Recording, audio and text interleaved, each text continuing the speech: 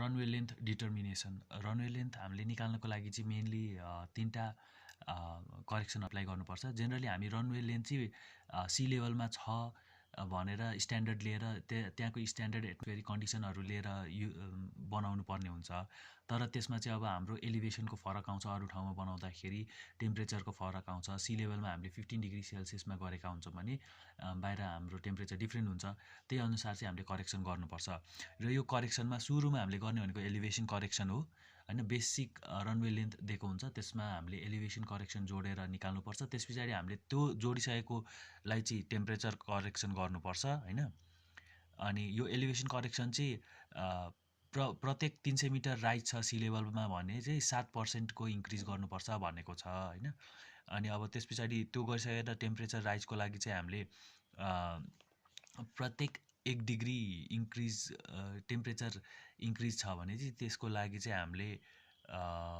1 degree नै increase गर्नुपर्छ भनेको छ 1% इन्क्रिज गर्नुपर्छ भनेको छ हैन 1 डिग्री सेन्टिग्रेड इन्क्रिजको लागि 1% हामीले इन्क्रिज गर्नुपर्छ भनेको छ अनि यो चाहिँ कसरी लिन्छ भन्दाखेरि सुरुमा त्यहाँनेरि यो चाहिँ जुन ठाउँको एयरपोर्ट बनाउने हो त्यो ठाउँको एयरपोर्ट रेफरेन्स टेम्परेचर लाई एक्सिड गरेर एयरपोर्ट रेफरेन्स टेम्परेचरले चाहिँ त्यो स्ट्यान्डर्ड एटमोस्फियरको टेम्परेचरलाई जतिले एक्सिड गर्छ हो त्यति नै डिग्री बराबरको 1 डिग्री बराबरको 1% ले इन्क्रिज गर्नुपर्छ टेम्परेचर हैन जस्तै कहिलेकाहीँ चाहिँ अब टेम्परेचर नदिएको पनि हुनसक्छ त्यतिखेर चाहिँ हामीले standard temperature at the site निकाल्नुपर्छ त्यो निकाल्नको लागि चाहिँ के गरिन्छ भन्दाखेरि हामीले स्ट्यान्डर्ड सी लेभलको टेम्परेचर 15 डिग्री सेल्सियस मानिन्छ अनि हरेक 1000 मिटरको राइज एलिभेसनमा रेट चाहिँ 6.5 डिग्री सेल्सियस बढ्दै जान्छ भनेर हामीले त्यसरी गरेर अनि एलिभेसन अनुसार चाहिँ स्ट्यान्डर्ड टेम्परेचर निकाल्नु पर्ने हुनसक्छ साइटको त्यस पछाडि हामीले यो दुईटा करेक्सन गरिसकेपछि एलिभेसन करेक्सन र टेम्परेचर करेक्सन गरिसकेपछि यो दुईटा 35% भन्दा इन्क्रिज छ भने फेरि गर्नुपर्छ त्यही भएर 35% छ कि छैन चेक गर्नुपर्छ यो चाहिँ आइकाको प्रिस्क्रिप्सन हो हैन त्यही भएर त्योभन्दा कमैमा निकाल्नुपर्छ हामीले है अब त्यस पछाडि चाहिँ हामीले अर्को गर्ने भनेको करेक्सन फर ग्रेडियन्ट अथवा स्लोप अब ग्रेडियन्ट चाहिँ के छ भन्दाखेरि 10% यसको रेट भनेको 10% इन्क्रिज गर्नुपर्छ for each 1% of the runway effective gradient जस्तै runway effective gradient 1% छ भने त्यसको चाहिँ 10% ले इन्क्रिज गर्नुपर्छ भन्ने छ यो इफेक्टिभ ग्रेडियन्ट यो ग्रेडियन्ट पर्सेन्टमा दिए पनि यसलाई राख्दाखेरि चाहिँ जति दिएको छ जस्तै 1 दिएको छ भने 1 0.5% दिएको छ भने 0.5 नै राख्नुपर्छ त्यसलाई 100 ले डिभाइड गर्नु पर्दैन है यो चाहिँ ग्रेडियन्टमा भएकोले त्यही राख्ने हो यो 10% लाई चाहिँ डिभाइडेड बाइ 100 गर्नुपर्छ ल अब एउटा दुईटा न्यूमेरिकल हेरौँ अब यहाँ के भनेको छ भन्दाखेरि find out the actual length of runway required if the length required for landing and take off under standard atmospheric condition at sea level is यति 2000 metre and 700 metre actual length of runway required if the length for landing and take off अनि यस्तो गर्दाखेरि हामीले यो runway length निकाल्दाखेरि चाहिँ दुईटा कुराको बेसिसमा गर्नुपर्छ दुईचोटि निकाल्नुपर्छ एउटा भनेको ल्यान्डिङको लागि निकाल्नुपर्छ अर्को भनेको टेक अफको लागि निकाल्नुपर्छ र ल्यान्डिङमा पनि करेक्सन गर्नुपर्छ टेक अफमा पनि करेक्सन गर्नुपर्छ अनि त्यही भएर यहाँनिर दुईटा दिएको छ बेस लेन्थ एउटा यो ल्यान्डिङको लागि 2000 दियो अर्को भनेको यो टेक अफको लागि दियो हैन द एलिभेसन अफ एयरपोर्ट साइटको एलिभेसन यति दियो भने above sea level airport reference temperature यहाँ दिइसकेको छ हामीले त्यो निकाल्नु पर्दैन स्ट्यान्डर्ड टेम्परेचरबाट हैन अनि इफेक्टिभ रनवे ग्रेडियन्ट भनेको चाहिँ 0.5 दिएको छ सो अब यसको कसरी हुन्छ भन्दाखेरि रनवे टेक अफ लेन्थ मतलब 1700 वालाबाट हामीले सुरु गर्दाखेरि सुरुमा 7% increase for every 300 metre elevation from mean sea level भनेको छ त्यो भनेको 1700 को 0.07 इन्टु एलिभेसन हामीलाई दिएको थियो 200 मिटर हैन 200 मिटर डिभाइडेड बाइ 300 गर्दा 80 आयो अनि लेन्थ करेक्टेड फ्रम एलिभेसन चाहिँ कति आयो हाम्रो 1780 अब दोस्रो छ हाम्रो के छ भन्दाखेरि करेक्सन फर टेम्परेचर अब यसमा एयरपोर्ट रेफरेन्स टेम्परेचर हामीलाई 22 डिग्री दिएको छ भने स्ट्यान्डर्ड टेम्परेचर कति छ भनेर हामीले त्यसैबाट हामीले स्ट्यान्डर्ड टेम्परेचर चाहिँ त्यो एलिभेसनबाट हामीले निकाल्न सक्छौँ जस्तै 200 को एलिभेसनमा छ भने त्यहाँको स्ट्यान्डर्ड टेम्परेचर कति हुनुपर्ने भनेर चाहिँ 15 डिग्री माइनस 6.5 15 डिग्री भनेको मिन सी लेभलको हाम्रो स्ट्यान्डर्ड टेम्परेचर भयो। अब यसमा घटाउनुपर्छ, जति एलिभेसन बढ्दै गयो त्यति टेम्परेचर घट्दै जान्छ। त्यही भएर 6.5 डिभाइडेड बाई 1000, किनभने पर 1000 मिटर एलिभेसनमा हाम्रो 6.5 डिग्री चाहिँ घट्दै जान्छ भनेर गरेको थियौँ। त्यही भएर इन्टु 200 यसको एलिभेसन भयो। त्यो गर्दाखेरि 13.7 डिग्री सेल्सियस हो, 13.7 डिग्री सेल्सियस। अब correction for temperature is 1% increase for 1 degree. 1 डिग्रीको लागि 1% इन्क्रिज भनेको छ होइन। डिफ्रेन्स भयो भने 1 डिग्री डिफ्रेन्स भयो भने 1% इन्क्रिज भनेको छ। अनि अब यहाँ चाहिँ कति छ भन्दाखेरि 780 यो airport reference temperature minus standard temperature अनि 0.01 मतलब 1% 1/100 गरेको हो यो। यो गर्दाखेरि चाहिँ यति मिटर आयो भनेपछि अघिको हाम्रो जुन एलिभेसन करेक्टेड थियो त्यसमा र त्यसैबाट गर्ने हो यो करेक्सन होइन। अनि त्यसमा जोड्दाखेरि यति आयो टोटल। अब यो टोटल चाहिँ हाम्रो सुरुको यो 1700 जुन हाम्रो बेस लेन्थ लिएको थियौँ त्यो बेस लेन्थको चाहिँ 35% भन्दा कम हुनुपर्छ। यो चाहिँ आइकाको ऊ हो, यहाँ 13.5% आएको छ, त्यही भएर यो ठिक छ। अब त्यस पछाडि हामी जान्छौँ करेक्सन। यो चेक चाहिँ इम्पोर्टेन्ट छ, यो चेक पनि गर्नुपर्छ चेक। अब त्यस पछाडि हामी जान्छौँ करेक्सन अफ ग्रेडियन्टमा। त्यो भनेको चाहिँ के छ भने 10% इन्क्रिज गरिन्छ लेन्थमा for elevation and temperature for each 1% of the effective runway gradient. 1% effective runway gradient छ भने अब यसमा चाहिँ 10%ले इन्क्रिज गरिन्छ। त्यो भनेको यो भयो माथि के अरे करेक्टेड एलिभेसन र टेम्परेचर आएको length corrected for elevation and र टेम्परेचर यो भयो 10% इन्क्रिज। र हाम्रो यो चाहिँ के भन्दाखेरि 5% ग्रेडियन्ट दिएको थियो होला होइन, 0.5% ग्रेडियन्ट भनेर दिएको हुन्छ। पर्सेन्ट ग्रेडियन्ट हो यसरी दिएको हुन्छ। यो पर्सेन्टलाई महत्त्व नदिकन 0.5लाई नै सिधै राखिदिने हो है त। अब त्यस पछाडि करेक्सन अफ, अब दोस्रोमा चाहिँ के छ correction to runway landing length भनेर त्यसरी एलिभेसनको लागि गर्दाखेरि यहाँनिर धेरै आयो। त्यही भएर जुनमा धेरै आउँछ, अब ल्यान्डिङमा धेरै आउँछ अथवा टेक अफमा धेरै आउँछ त्यही लिने हो रनवे लेन्थ। अब यसरी नै यो correction for runway take off length यसरी runway take off length corrected for elevation भनेर लेख्ने, runway take off length corrected for elevation and temperature भनेर लेख्ने, अनि runway take off length corrected for elevation temperature अनि स्लोप भनेर यसरी गर्ने। त्यस पछाडि correction to runway landing length होइन, अहिलेको टेक अफको लागि थियो भने ल्यान्डिङको लागि चाहिँ एलिभेसन, ल्यान्डिङको लागि चाहिँ एलिभेसन मात्र गर्ने। अनि यही गर्दाखेरि चाहिँ जुन ठुलो आउँछ, जस्तै यसमा चाहिँ टेक अफवाला ठुलो आयो होइन, स्लोपवाला टेक अफको स्लोपवाला ठुलो आएको छ ल्यान्डिङको एलिभेसनभन्दा, सो त्यो जुन ठुलो छ त्यो लेख्ने। अहिलेकोमा के थियो भन्दाखेरि यसमा चाहिँ ल्यान्डिङको ठुलो आएको थियो होइन टेक अफभन्दा, त्यही भएर ल्यान्डिङको हामीले लियौँ। तर यसमा चाहिँ टेक अफको ठुलो आयो टोटलमा, त्यही भएर टेक अफको लिएको छ। हो त्यसरी गर्ने। ल्यान्डिङको लागि चाहिँ एलिभेसन करेक्सन मात्र गर्ने, जे छ अगाडि त्यस्तै।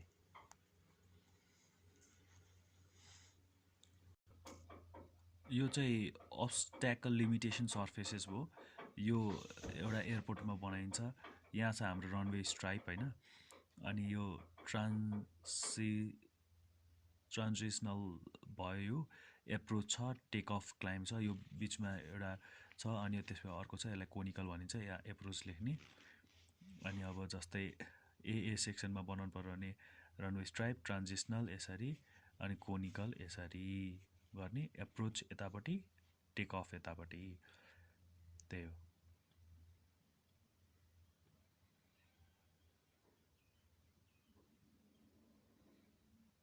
यो चाहिँ अब्स्ट्याकल हुनु हुँदैन भन्ने हो, यो बनाइदिनु पर्ने हुनसक्छ है। Heliport is a defined area where the takeoff and landing of helicopters or other rotary wing aircraft is done. Some factors affecting heliport site selection are: it should be close to potential traffic, obstruction in the approach and departure should be considered, presence of other airport and heliport should be considered, wind direction, turbulence, visibility factor should be considered, should be provision for emergency landing in the route for single engine helicopter, noise sensitivity should be considered, and the area should be easily accessible अब फाटो छ होइन, final approach and take off. अनि अर्को भनेको touch down and lift off area triangular छ। यो रिपोर्टको चाहिँ जस्तै यो भयो भने अब यसमा के बनाउने भन्दाखेरि यो बिचको touch down and lift off area, त्यस पछाडि त्यसलाई इन्क्लुड गर्ने एउटा रेक्टेङ्गल, त्यसको अर्को रेक्टेङ्गल, त्यसलाई चाहिँ final approach and take off area भन्छ। त्यस पछाडि त्यसको माथि अर्को रेक्टेङ्गल सेफ्टी बेरियर हो। र अब त्यो सुरुको रेक्टेङ्गलबाट एउटा लाइन ट्याक्सीवे, अनि पार्किङ पोजिसन, एडमिनिस्ट्रेटिभ बिल्डिङ, त्यही हो। अनि विन्ड कोन पनि एउटा देखाउनुपर्छ है, चाहिँ हेलिकप्टरको हेलिपोर्ट भयो। Stall port is an airport for short takeoff and landing aircraft, generally having runway length less than 800 meters is known as stall port. Stall port को runway length होइन, airport reference field length चाहिँ less than 800 meter हुनुपर्छ है। Design for aeroplane reference field length is less than 800 meter. The airport designed for airplane with airplane reference field length less than 800 meter is known as stall port. Generally DHC6 twin otter र LET 410 यस्तो जान्छ। अब site selection of STOL पोर्टको site सिलेक्सनमा पनि त्यही general कुराहरू। It should be near to possible market, close to passenger destination, should not invade on sensitive areas like school hospital, should study the air turbulences and route structure and ATS separation standards. अर्को भनेको nature and composition of soil and subsoil and drainage condition should be studied. Detail guidelines on airport site evaluation and selection should be done while airport planning. Obstacle limitation surfaces, यो लेख्नु, obstacle limitation surfaces should be properly studied. Distance between two stall ports should be such that the movement of aircraft from one airport does not affect the movement of aircraft from another airport. Landing and takeoff should be done by heading into wind. विन्डतिर head गरेर landing र takeoff चाहिँ गर्नुपर्छ। अर्को भनेको visibility राम्रो हुनुपर्छ, turbulence हुनु हुँदैन। इन्भाइरोमेन्टल फ्याक्टर्सहरू जस्तै वाइल्ड लाइफहरू नेचुरल पार्कहरूको नजिक हुनु हुँदैन। कन्स्ट्रक्सन मेटेरियल इजिली एभाइलेबल हुनुपर्छ। अरू युटिलिटिजहरू इजिली एभाइलेबल हुनुपर्छ, वाटर सप्लाई, पावर। अनि stakeholders should be in favour of the construction. यी भए site selection for STOL port. Okay, physical characteristics of STOL पोर्टमा चाहिँ रनवे विथ हुन्छ। रनवे विथ भनेको चाहिँ 23 मिटर 23 मिटर हुनुपर्छ। Aeroplane reference length aeroplanes reference field length चाहिँ less than 800 metre हुनुपर्छ। यसमा लङ्गिट्युडनल स्लोप भनेको 1% राख्ने, not exceeding 2%, transfer slope not exceeding 2%। Runway stripe, taxiway, apron, अनि यस्तो हुन्छ स्टल पोर्टको चाहिँ runway, apron, taxiway, turn pad र स्ट्राइप।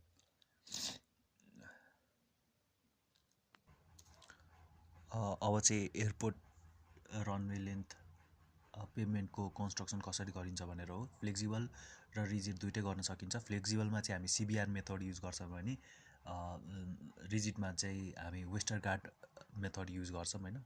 अनि यहाँ अब यसबाट सोध्ने क्वेसन भनेको factors influencing thickness of pavement. यसमा विभिन्न फ्याक्टर्सहरू छ अथवा प्यारामिटर। एउटा भनेको लोड भनेको ग्रस वेट अफ एयरक्राफ्ट, जुन चाहिँ 95% वेट यसको मेन ल्यान्डिङ गियर र 5% नोज गियरमा हुन्छ भनिन्छ होइन। Maximum weight of take off weight भनेर पनि लिइन्छ। अर्को भनेको landing gear type and geometry होइन। ल्यान्डिङ गियरको टाइप र geometry, single gear, dual gear, dual tandem gear र वाइड बडी, यिनीहरूको लागि सेपरेट डिजाइन कर्भहरू हुन्छ। अब अर्को भनेको stress distribution, Boussinesq equation, vertical stress बल्बहरू, टायर प्रेसर, ट्राफिक भोल्युम भनेको annual departure by design aircraft. अर्को भनेको design aircraft on the basis of one requiring the greatest pavement thickness. Determination of equivalent annual departure of the design aircraft, त्यो determine गर्ने। अर्को भनेको quality of materials used in pavements, layer and subgrade, यसमा CBR test र plate bearing test गरिन्छ भनेर भन्न मिल्छ। अर्को भनेको क्लाइमेटिक कन्डिसन्स, यिनीहरू चाहिँ factors influencing thickness of pavement in flexible pavement भनौँ न, त्यो हो। यो कसरी गरिन्छ भन्दाखेरि चाहिँ सुरुमा त क्यालिफोर्निया बियरिङ रेसियो निकालिन्छ हरेक लेयरको लागि। अनि त्यस पछाडि के गरिन्छ भन्दाखेरि त्यो निस्किसकेपछि चाहिँ CBR रेसियो भ्यालु निस्किसकेपछि चाहिँ डिफ्रेन्ट एयरक्राफ्टलाई डिफ्रेन्ट डिजाइन कर्भहरू दिएको छ on the basis of their landing gear type, त्यो हेरेर अनि डिजाइन गरिन्छ।